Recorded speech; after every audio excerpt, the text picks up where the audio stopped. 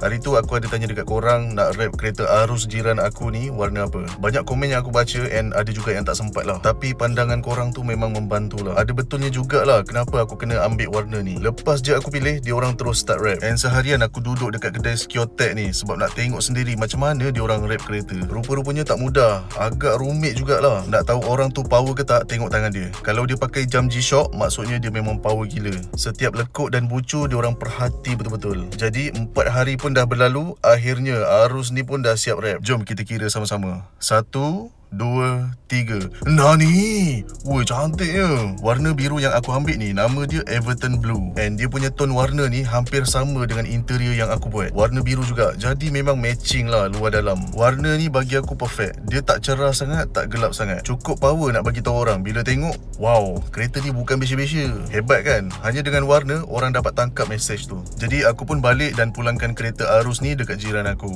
Aku harap dia sukalah segala modification yang aku dah buat dekat kereta ni. Dan kepada korang semua, aku ucapkan terima kasih banyak-banyak sebab dah membantu and tolong bagi opinion untuk make up kereta ni. Kereta jiran pun aku dah make up. Aku rasa nak make up kereta followers lah. Korang rasa macam mana? Setuju tak? Kalau korang ons, cuba komen.